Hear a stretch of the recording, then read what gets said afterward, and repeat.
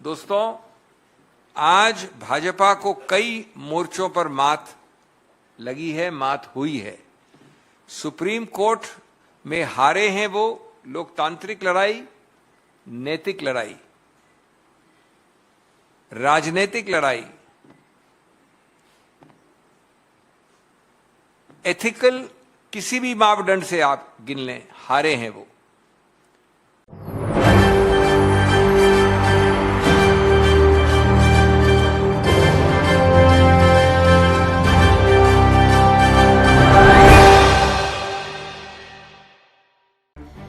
नमस्कार, SPN 9 news देख रहे हैं आप। आपके साथ मैं हूं मानसी जायसवाल। सुप्रीम कोर्ट के दो बड़े फैसलों से मोदी सरकार की मुश्किलें बढ़ती हुई नजर आ रही हैं। दरअसल महाराष्ट्र में जिस तरीके की कलह देखने को मिल रही है, भारतीय जनता पार्टी जिस तरीके से महाराष्ट्र में अपनी सत्ता बचाने की जद्दोजहद में लगी हुई है, वहीं दूसरी तरफ देखा जाए तो LG का मुद्दा भी काफी गर्माता हुआ नजर आ रहा है। वकील अभिषेक मनु सिंघवी ने सुप्रीम कोर्ट में मोदी सरकार की जिस तरीके से विफलताएं गिनाई, उसके बाद जजों ने यहां पर बड़ा फैसला सुनाया। अभिषेक मनु सिंघवी ने प्रेस कॉन्फ्रेंस करके बड़ा ऐलान करते हुए साफ तौर पर यह बताया कि सुप्रीम कोर्ट किस तरीके से मोदी सरकार को झटका दे रहा है। सुनिए उन्होंने क्या कुछ कहा। दोस्तों, आज भाजपा को कई मोर्चों पर मात लगी है, मात हुई है। सुप्रीम कोर्ट में हारे हैं वो लोकतांत्रिक लड़ाई, नैतिक लड़ाई, राजनीतिक लड़ाई, एथिकल किसी भी मापदंड से आप गिन लें, हारे हैं वो। आज दिल्ली में भी और महाराष्ट्र में भी लोकतंत्र की विजय हुई है। समाधान निकलेगा और लोकतंत्र पे जो हनन किया है बीजेपी सरकारों ने या बीजेपी भाजपा द्वारा नियुक्त LGs ने, उनको बहुत हद तक वापस संतुलित किया है इस निर्णय ने। भाजपा ने जो संघवाद पे सीधा हमला मचाया है दिल्ली में, उसको वापस संतुलित किया गया है। LG और गवर्नर्स के रोल, LG दिल्ली में, गवर्नर महाराष्ट्र में, उनके रोल पे एक बहुत बड़ा प्रश्न चिन्ह लगा है। भाजपा के कहने पे, भाजपा के आदेश पे। आज इन सब चीजों से लोकतंत्र को किस प्रकार नहीं चलाना चाहिए, भाजपा की उस प्रवृत्ति को एक्सपोज किया गया है और एक प्रकार से एक बहुत उच्चतम स्तर पे भाजपा के एंटिक्स को, उनके मजाकिया व्यवहार को एक तमाचा लगाया गया है। दोस्तों, मेरा सौभाग्य था कि मैं इन दोनों केसेस में मैंने पैरवी की थी। जहां तक महाराष्ट्र का सवाल है, मैं आपको बताना चाहता हूं कि जो भी महत्वपूर्ण निष्कर्ष हैं कानूनी उस निर्णय में, वो पक्ष के पक्ष में है। जिन्होंने याचिका दी है उनके पक्ष में है। क्या बचा है इसके बाद? आपने उस निर्णय में यह होल्ड किया, एक नंबर, कि जो व्हिप होती है वो राजनीतिक पार्टी वाली होती है, विधायिका पार्टी वाली नहीं होती है। दो, जो whip so called Shinde faction ने जारी की है वो गैर कानूनी है। मैं दोहरा रहा हूं, गैर कानूनी, सीधा प्रत्यक्ष 5 जजों की खंडपीठ ने कहा है। नंबर 3, जो माननीय स्पीकर, और आप स्पीकर की बात कर रहे हैं, सो कॉल्ड शिंदे फैक्शन को वैध माना है, उनको रिकॉग्नाइज किया है, वो पूरी तरह से गैर कानूनी है, असंवैधानिक है। नंबर 4, राज्यपाल जी, माननीय राज्यपाल, इतने बड़े ओहदे के पदाधिकारी, उन्होंने जो निर्णय लिया कि आप फ्लोर टेस्ट करेंगे अमुक तारीख को, वो फ्लोर टेस्ट पूरी तरह से गैर कानूनी है। उनके पास कोई तथ्य नहीं थे ये फ्लोर टेस्ट का आदेश देने के लिए। अगर इन चारों चीजों को आप जोड़ दें तो मैं पूछना चाहता हूं आपके जरिए कि बचता क्या है? क्या ये राजनीतिक, कानूनी, नैतिक, कुछ भी कह लीजिए, एक तमाचा नहीं है?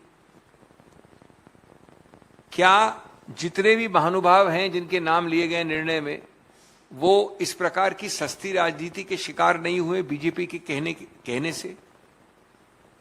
और अगर वापस श्री उद्धव ठाकरे को बरकरार नहीं किया गया, उसका महत्व बहुत कम हो जाता है।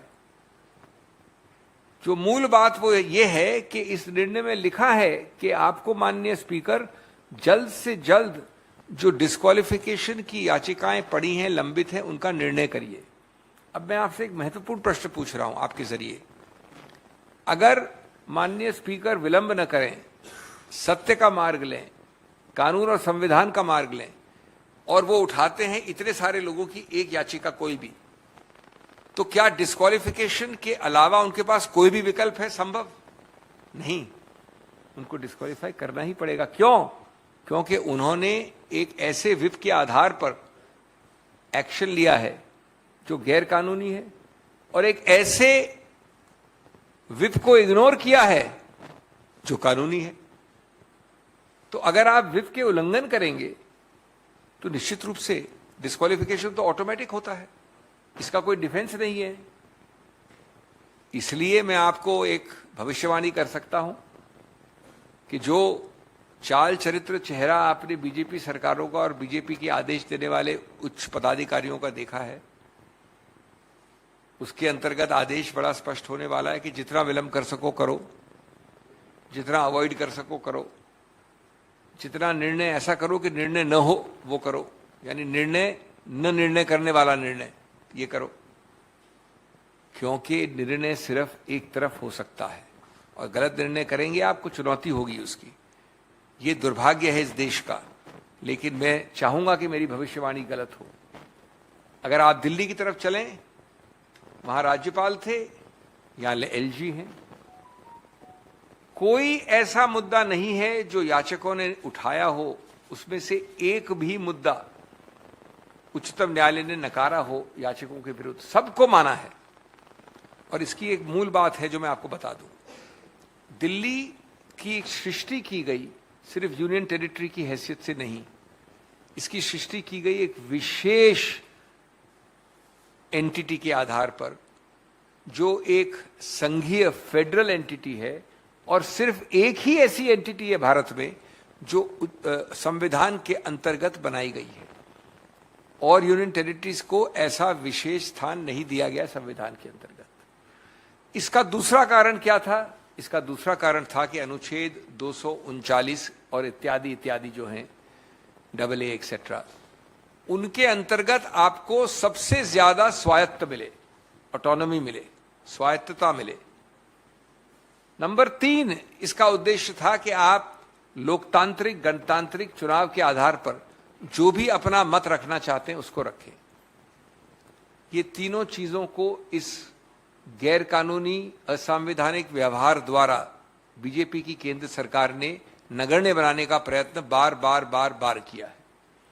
मूल मुद्दा यह है दोस्तों, आज एपी की सरकार है, कल कांग्रेस की सरकार दिल्ली में हो सकती है, परसों बीजेपी की सरकार भी हो सकती है, जब दिल्ली में बीजेपी की सरकार न हो।